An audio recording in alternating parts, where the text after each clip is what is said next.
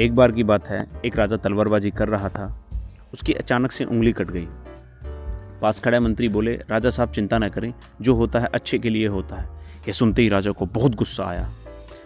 राजा उस मंत्री को कारागार में बंद करने का आदेश दे देता है और बोलता है कि इसको फांसी पर चढ़ा दिया जाए। यह सुनकर मंत्री घबरा गया।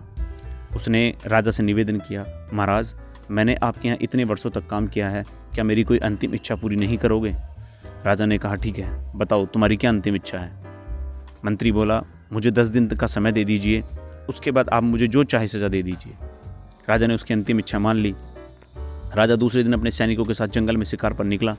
जंगल के बीच राजा अपने सैनिकों से बिछुड़ गए और रास्ता भटक गया।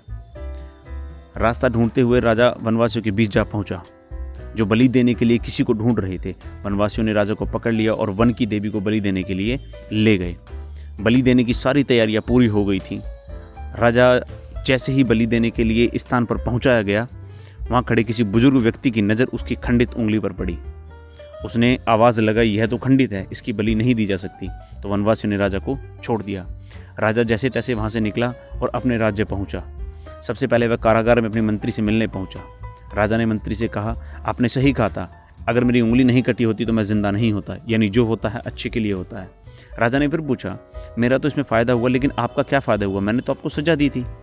मंत्री बोला, मैं आपके साथ शिकार पर हमेशा रहता हूँ, उस दिन भी रहता, लेकिन मेरी खंडित उंगली न होने के कारण मुझे बलि पर चढ़ा दिया जाता, इसलिए मेरे साथ जो हुआ अच्छा हुआ। राजा प्रसन्न हुए, लेकिन छोटी सी बात पर मंत्री को सजा देने से दुख भी हुआ, इसलिए राजा ने मंत्री को कारागार से बाहर निकाला, फिर अपने साथ रख लिया। दोस्तों, इस कहानी से शिक्षा हमें ये मिलती है, जीवन में बहुत से उतार चढ़ाव आते रहते हैं। कभी कभी कुछ चीज़ें मन मुताबिक नहीं होती हैं, इस कारण से कभी निराश नहीं होना चाहिए। हमेशा याद रखो, जो होता है अच्छे के लिए होता है। भले ही कुछ अच्छा हुआ हो या ना हुआ हो, लेकिन उस परिस्थिति के प्रति सकारात्मक नजरिए रखने से उसका प्रभाव बहुत कम होता है।